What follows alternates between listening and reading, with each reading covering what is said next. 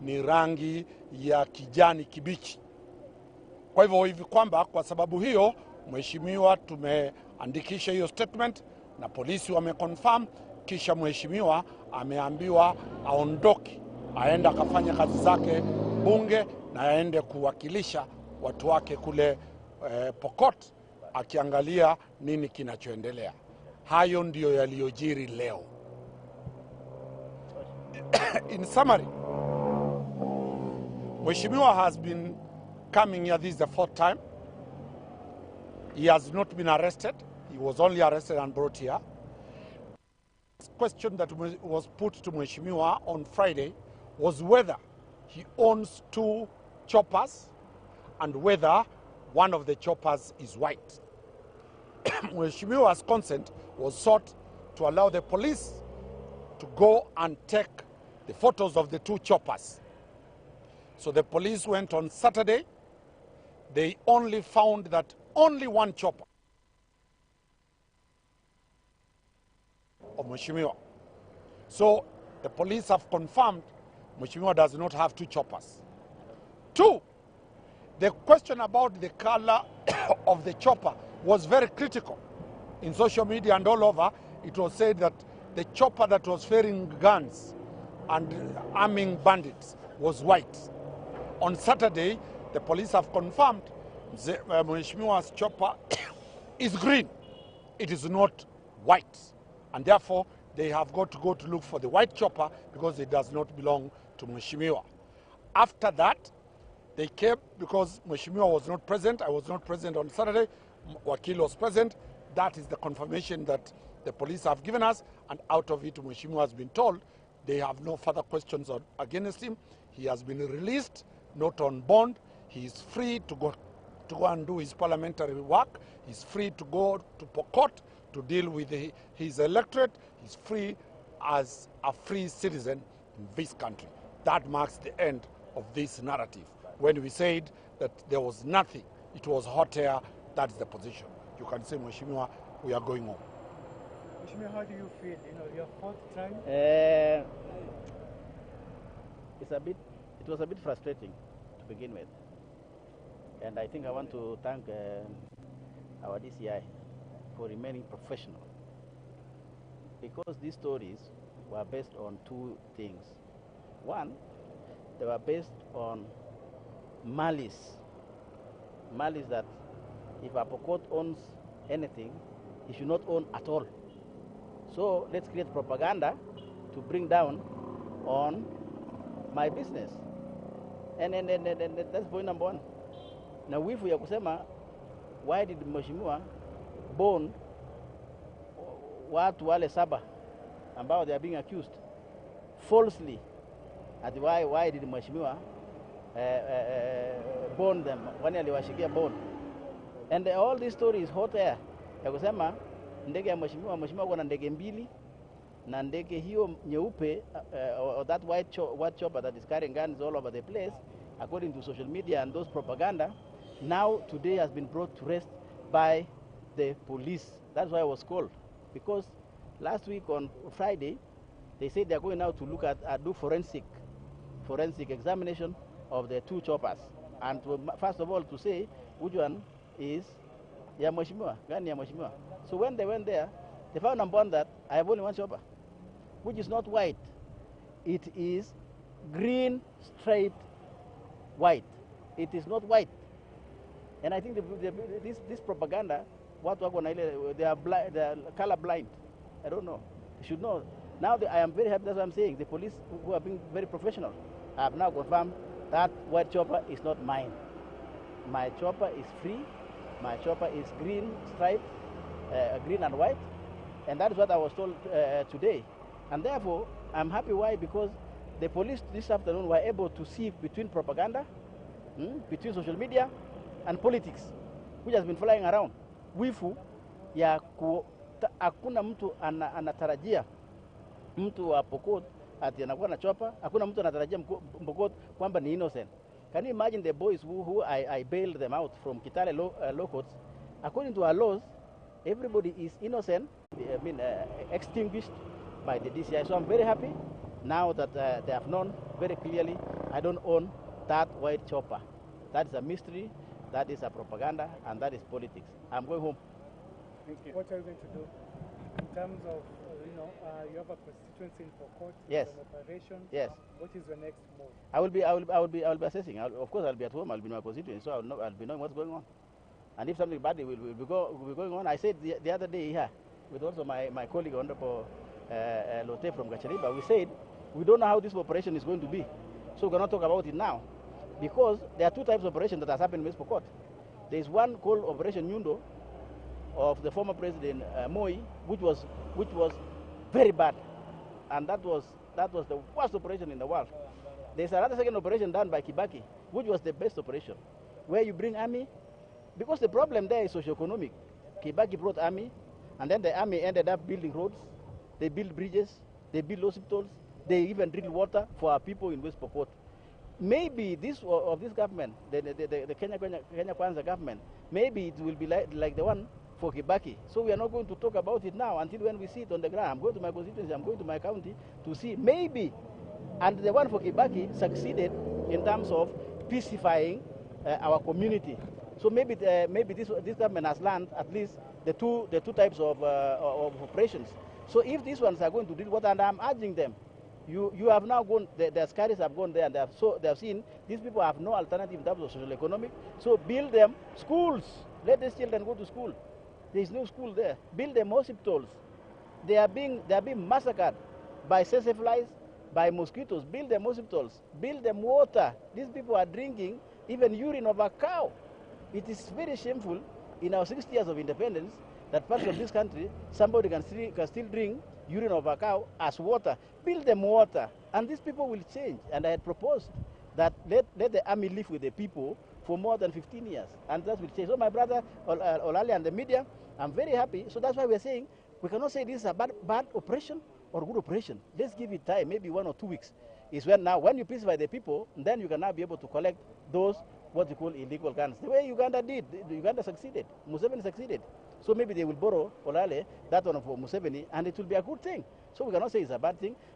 At least now I'm free. I can now go and say it. I want also to invite the media and the NGOs and human rights organizations. Let's work with the army. Let's work with the army so that we can be able to see how the army are also doing the operation.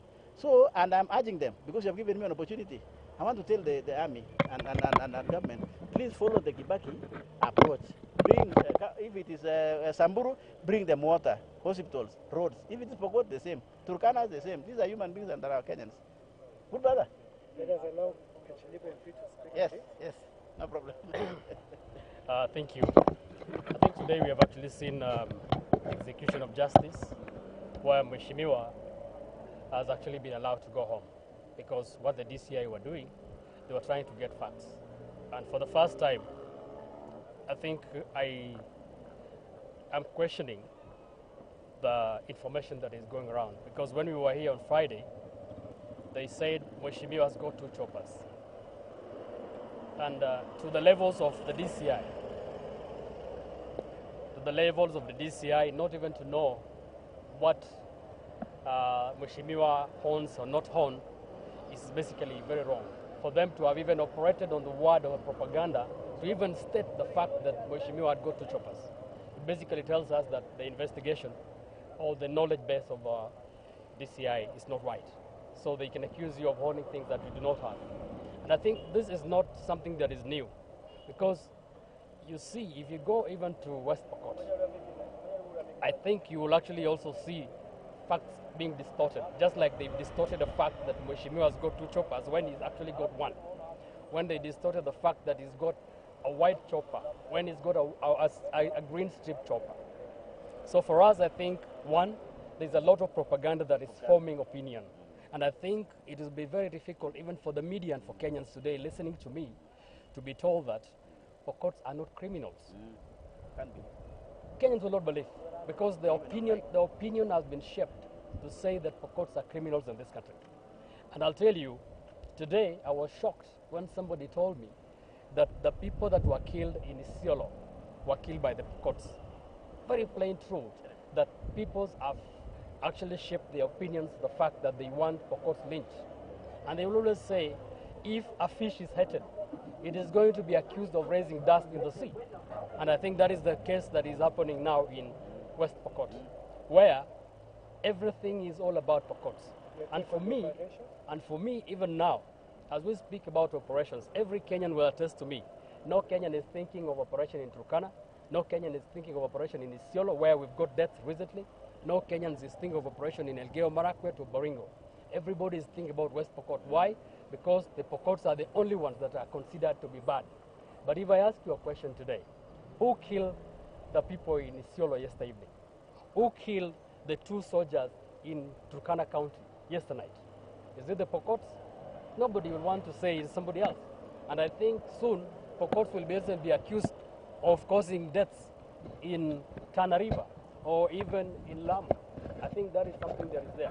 So I want to tell Kenyans that we are peace, or even in Ukraine, I want to tell Kenyans that we are peace-loving Kenyans. The bandits that are there, nobody, and I don't think Mheshimiwa or myself or anybody else will support banditry. Nobody. We want to live like Kenyans. We do not want to see government resources being expended on flashing out bandits when we should have actually be asking for the same resources to do roads, to do hospitals, and the like. That is the kind of development that we are also yearning for. So today we want to tell Kenyans that this case for Mheshimiwa was brought about as a fact that there was banditry. And then it has evolved. Now we are talking about a chopper, and now it's a white chopper that is not even white any longer. So it is being evolved because it does not fit into what they wanted before. And I think it is important for Kenyans to know, I am a peace-loving, and there are too many Pokots that are peace-loving, including Mheshimiwa here, that have not even held a gun in our hand. And yet we are accused to be the people that have got guns. The kind of operation that is taking on now, we do not want to object to what government is doing. But what we are asking government to do is please get the bandits. We are tired of the bandits. Get them off.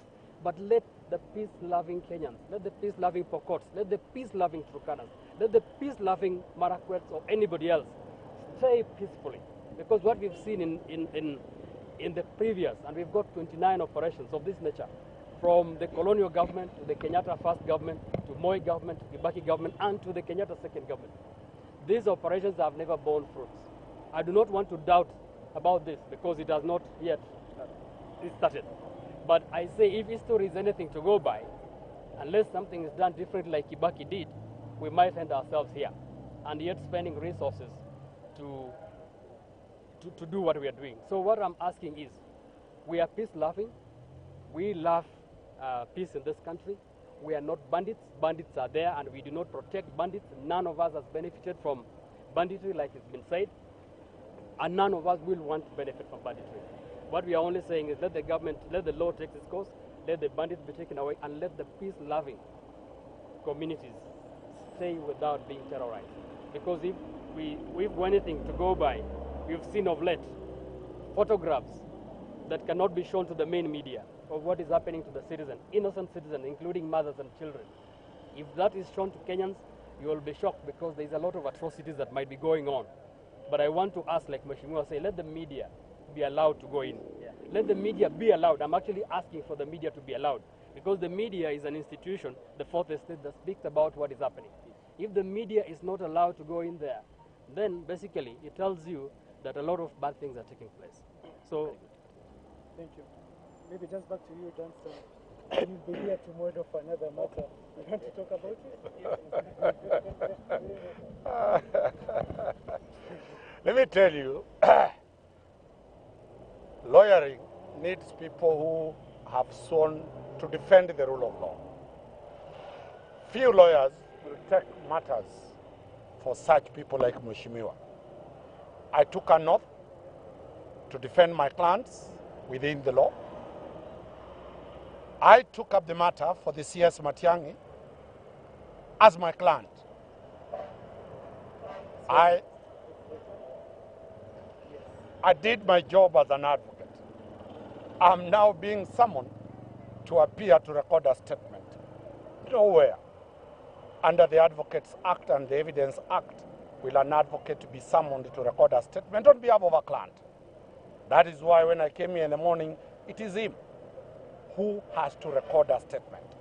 Number two, this is an attack on the legal profession, to cower advocates from defending those that are perceived not to be in tandem with the regime that is in place. I will not cower from that. To bring to perspective to the media, from 2018 to 2022, the people now who are in cabinet, the people who are in government, I defended them here. Count all of them. I stood with them. I defended them over false allegations. All their cases have been withdrawn. Because when I said they were politically motivated, starting from the deputy president. Now the DPP has confirmed what I've always told people, that all these political cases will not succeed. Number two, now that these are the ones being arrested, I've now got to defend them. When I was defending Tangatanga and when I was defending UDA members, it was not a crime. But now it's a crime when I'm defending the Azimio members of parliament and those who are there. So let us do this. Lastly, you remember very well, I have defended the police, the SSU, every policeman in this country have defended them against a regime that called them killers, that called them murderers. Today the police is standing firm. Everybody got scared to defend the police. I stood up. Now the police want me to record a statement from me. But I'll tell them there's no problem. After it changes, they will still be arrested. The only constant factor is that the lawyers will never refuse to represent a client because of politics. So I will be here. I've heard their summons in my office. I've not seen them. Once I leave here, I'll meet my legal team. I'll also be advised by my legal team on the way to be. But you come here tomorrow morning, we will completely look at how funny the sermon is. I'm being told that I'm being investigated over a computer-related offense. Did you see any computer there? Did you see any? If they can't get the charge in the penal court, they can't go fishing on an non-existent and non-applicable law. But I'm putting the DCI to caution that this is the reason all their cases collapse. I was there with Right Prime Minister Raila Odinga. Why don't they summon Raila Odinga here? Why? Let them summon Raila Odinga here. Let them summon the CS here. Why are they going for an advocate? So really, you can see the type of politics that the DCI has been roped into. But we'll deal with that once I've found my advocates will advise me, but we will challenge viciously. And still, I will stand criticizing any infringement of the rule of law of any Kenyan who will be arraigned on framed up charges. So I will not stop. I will defend anybody. I will defend for pay. I will defend pro bono. I will defend anybody because power is transient. Let us agree that this country cannot be filled with fear. This country cannot be filled with people being intimidated that we will charge you. The courts are very independent. But for now... Can we just get back to the Banditry issue for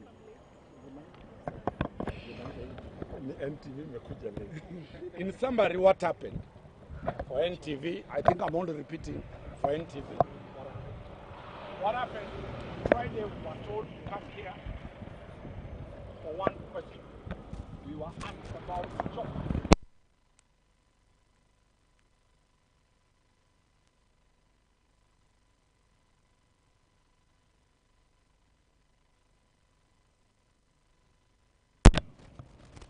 They only found Mheshimiwa has only one job. Two, he was told that his choppers are white. They went and confirmed Mheshimiwa has only one green chop. They took the photos.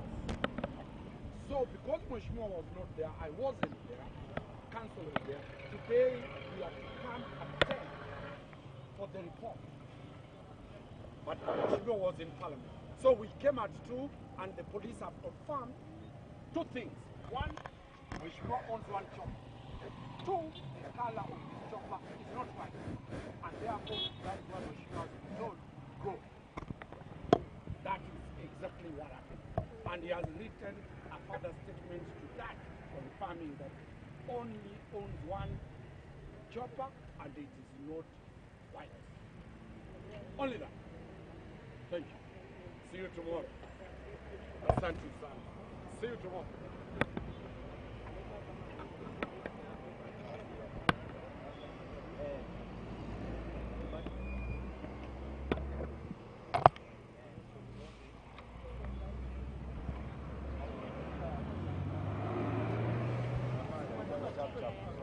Mimi nafanya tu English tu.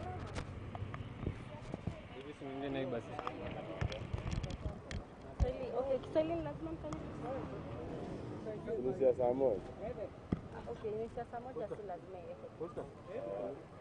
Nitaenda tu kufanya story.